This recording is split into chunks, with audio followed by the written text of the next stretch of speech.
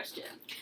Heroes or villains? I prefer villains, just because I really like to know the reason why they're villains. I've said before in a video that we filmed and then deleted that I really like Magneto, or villains like Magneto, where they're multidimensional and you understand where they're coming from, and I like when they want similar stuff to the main character, or they have the same ideals, but they're going about them in a different way than the protagonist. Like, I don't prefer villains that are one-dimensional. To me, like, Voldemort is too one-dimensional. Like, even Tom Riddle, who's, like, evil or whatever when he's in his orphanage. And it's like, if Voldemort had more of that depth, the depth that Severus Snape had, then I would really, really like him. But kind of just one-dimensional. But anyway, that's why I like villains. I'm kind of lame and boring, and I prefer heroes, but I do like a well-written villain. I do like to know what drives a villain to be evil. I don't like one-dimensional villains like Kate mentioned, but I tend just to always root for, like, the good guys. It's just, I've always been such a goody two-shoes, and it's hard for me not to identify with the people who are doing the right thing. I also am one of those people who reads books like Divergent and gets mad at the main character. What's her name? Beatrice? Triss. Oh, Triss, yeah. My name's Triss. Who gets mad at her for not following in line. Like, that is hard for me to read sometimes. Characters who aren't doing the right, like, who aren't behaving. Even though I know there would be no story or plot at all if a character just did what they were expected to do. But I get frustrated when I read things like that. But the thing that's annoying about Divergent is that if she's in the Divergent group, she's doing what's expected of her. That's which is true. to be fucking Divergent. But it's so annoying. But, you know, I just, like, I'm trying to give an example. Like, I'm trying to think of, like, you know, like, for example, in the movie Pocahontas, when she decides to not marry Kocoum and go with John Smith. Okay. That annoys me because in my heart, I'm like, well, my dad wants me to marry Kocoum, so I will. That's how boring I am. So I struggle with villains and even good guys. Do you remember for my thesis when I wrote that essay about how I had to be Grandmother Willow? Yes. So I'm Grandmother Willow. That's how boring I am. Next question. A book you want everyone to read. I want everyone to read Born by Jeff Vandermeer. It is so good. The world building is so good. The characters are so good. The ambiguity is so good. It's very good. It's very good. I've never read it. Very good. But I do want to read Jeff Vandermeer stuff, but it is always sold out on Book Outlet. I get mine from the library. I'm going to, but I get like 12 library books at a time. So yeah. I want everybody to read Euphoria by Lily King. That book really surprised me. It was very well written, very well researched. I don't usually read books like set in Africa. I know, like, I want to explore my horizons more and read books not set in small town USA. You know, it's kind of my comfort zone. But I really loved Euphoria. The dogs are growling at each other. It's okay. Winnie! Just so you know, if you keep watching our channel, which you should, there will be lots of pets.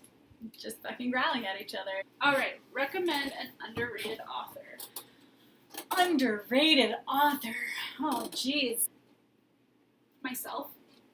I'm just kidding. Myself. I'm just kidding. I wrote a really bad novel called Changing of the Guard. It's not bad. It's And Kate really has just bad. like an amazing idea for a book that she has to write. I will It's when I got get less depressed. Oh, do you want some of my Xanax? No, I'm already on I'm not Lexapro. even on Xanax. I'm on I'm on Xanax. Zoloft. Don't worry. Hey guys, we're depressed and we read books. Was good. I'm on Lexapro, 5 milligrams. I also have Xanax for my acute anxiety. I'm on Zoloft, 100 milligrams. They tried to switch me to Prozac, and then it didn't work, so I got switched back to Lexapro. I'm also on cheese pizza. I'm on tacos! Okay, anyway. Okay, What's an underrated author? Underrated author. Oh my god, it's so hard. I have to look at my bookshelf. I might have some. Maybe. Underrated author. I'm gonna say one. Okay, say She one. is actually pretty well She's known. pretty? She like sells like New York Times, but I don't ever like on the New York Times bestseller list. But I never hear anyone on BookTube talk about her because she's not a young adult writer. It's Janet Ivanovich. No, it's not. Just kidding. It's Sandra Dallas. I don't know. She is a Colorado native, and she might not be a native, but she's been here for a long time. She went to DU, and so did I.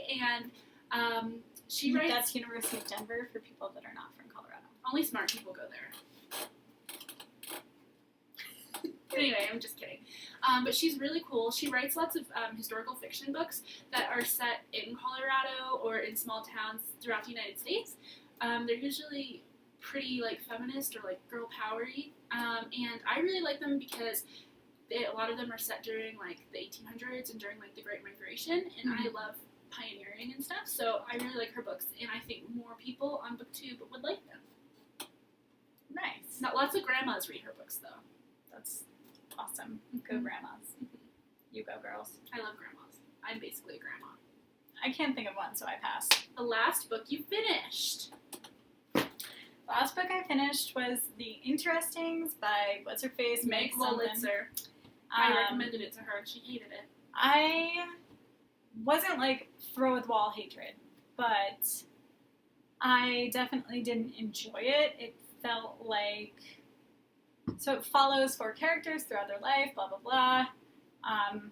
But it was basically like A Little Life, except shittier. If you're looking for a group of 4 artistic friends to read about and follow their lives, don't read The Interestings, read A Little Life, which is amazing and beautiful and heartbreaking. I just had to look up on Goodreads the last book I finished because I couldn't remember. Because she's reading 3 books at once. 5. Gross. I don't put them all on Goodreads all at once. The last book I finished was Harry Potter and the Cursed Child, and I hated it more than anything, and I want you to read it so you can hate it with me. It was the worst thing I ever read. No, that's not true. Divergent was worse. So was Shatter Me. But you want to know what? It was stupid, because all of a sudden, Harry Potter is like some asshole guy, like he's a terrible dad, his son deserves to be smacked, and you know what I hated the most about it is Ron and Hermione have a daughter named Rose, who is so mean.